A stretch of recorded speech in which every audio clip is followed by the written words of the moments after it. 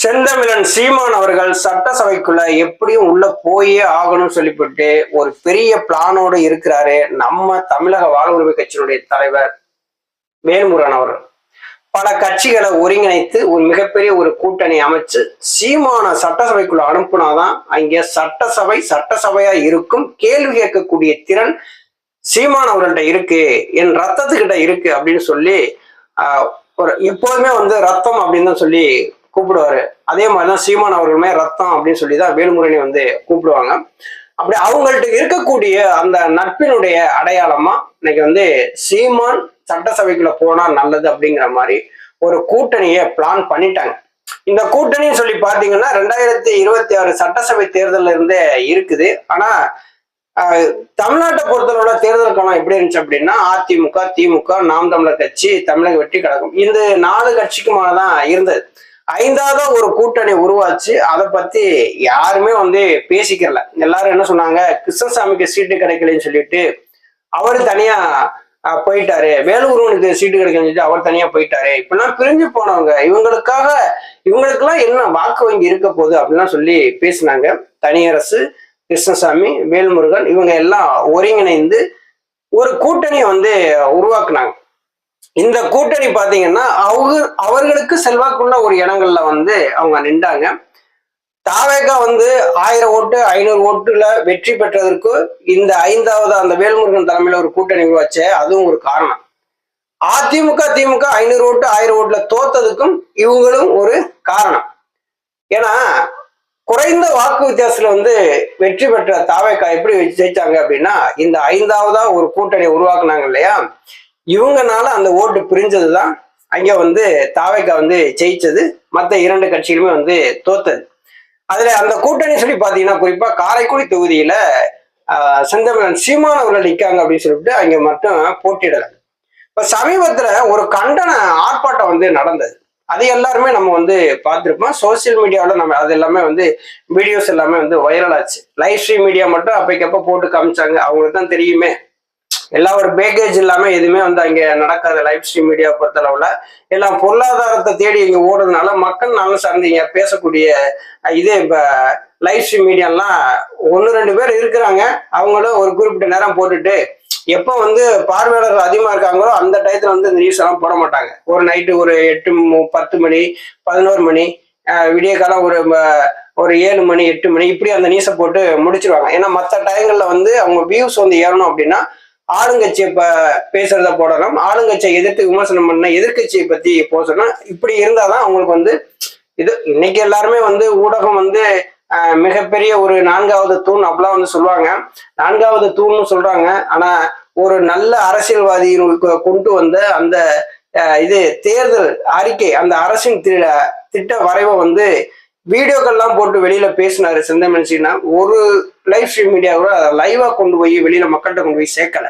நம்ம அண்ட்ராய்டு போடுறதுல இருந்து லாஸ்டா அண்ட்ராய்டை கலட்டி போட்டுட்டு தூங்குற வரைக்கும் நம்ம ஒருத்தரை லைவாவே கொண்டு போனோமே தவிர, சீமான் ஒருத்தர் இருக்காரு, அவனுடைய ஆட்சி வரைவு திட்டம் சூப்பரா இருக்கு, அந்த வீடியோவை போட்டு காமிக்க, இதை மக்கள்கிட்ட கொண்டு போய் சேர்க்கணுமே அப்படிங்கிற ஒரு எண்ணம் லைவ் ஸ்ட்ரீம் மீடியாட்ட இல்லை. அவங்களை பத்தி குறை சொல்ல வேண்டிய அவசியம் இல்லை. ஏன்னா இன்னைக்கு எல்லாமே பொருளாதாரம் சார்ந்து போறதுனால அவங்க எடுக்கிற அவங்களுடைய முதலாளி என்ன ஸ்டாண்ட் எடுக்காங்களோ அதுதானே.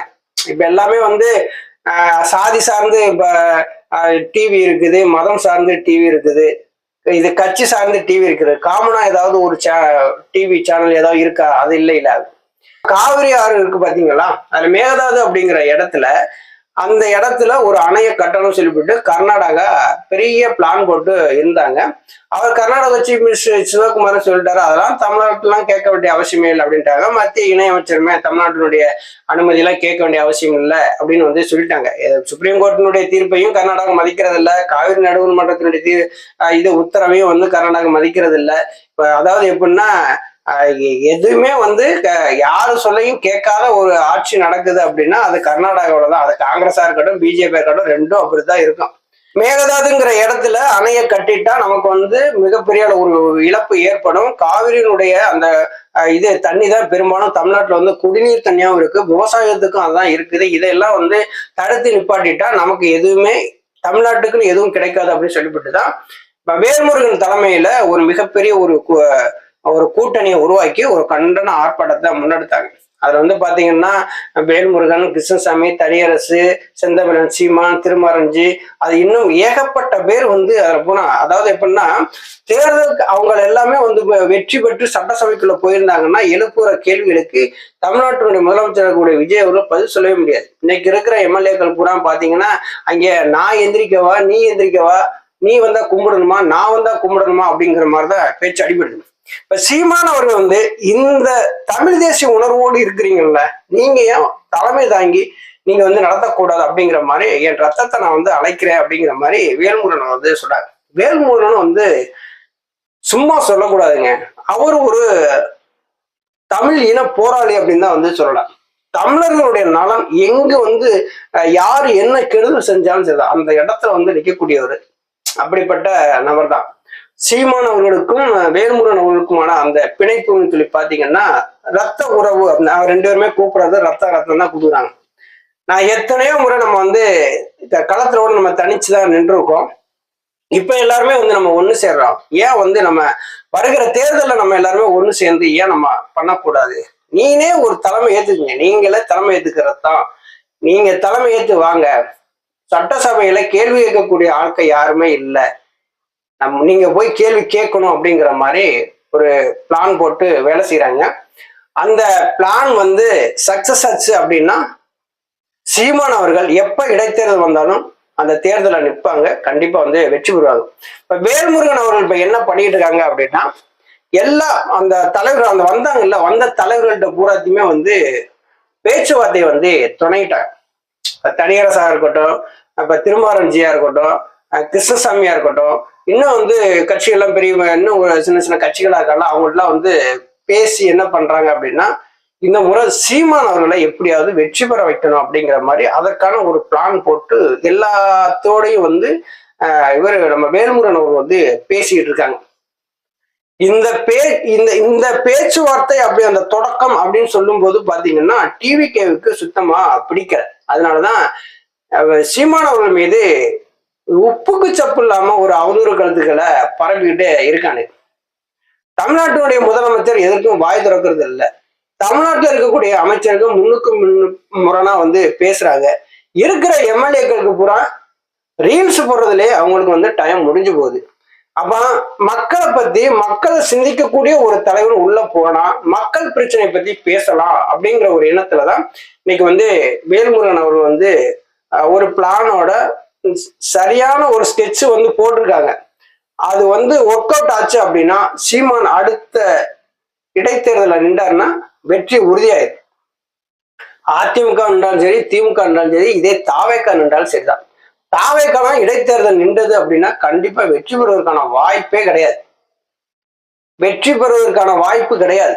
இடைத்தேர்தல் நின்றா ஆளுங்கட்சி அப்படின்னு சொல்லிவிட்டு நமக்கு இவங்க வந்தா நமக்கு நல்லது செய்வாங்கன்னு சொல்லிவிட்டு திரும்பி ஏமாந்து ஓட்டு போட்டாதான் வெற்றி பெற முடியுமே தவிர, மற்றபடி இந்த 100 நாட்கள் ஆட்சியில வந்து தாவேக்காவுடைய சாதனைன்னு சொல்லி பாத்தீங்கன்னா கொடுத்த வாக்குறுதிகளை நிறைவேற்றாம போனதுதான் சாதனை.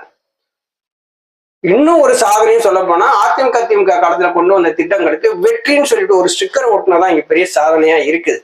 அப்ப தமிழர் நலன் சார்ந்து பேசக்கூடிய ஒரு தலைவர் நமக்கு வேணும் அப்படின்னா சீமான் களத்துக்குள்ள சட்டசபைக்குள்ள போகணும். இடைத்தேர்தலில் நின்று வெற்றி பெற்று சட்டசபைக்குள்ள போகணும். சட்டசபைக்குள்ள போயிட்டா ஒரு தமிழருக்கான ஒரு அங்கீகாரம் கிடைச்சிடும். நீங்க எத்தனை பேர் நீங்க நான் தமிழன் சொல்லி நீங்க கூவிட்டு போனாலும் தமிழர்களுக்கான ஒரு அங்கீகாரம் தமிழ்நாட்டுல கிடைச்சிருக்காருன்னா நம்ம வாழ்ற இந்த தமிழ்நாட்டுல நமக்கு கிடைக்கல.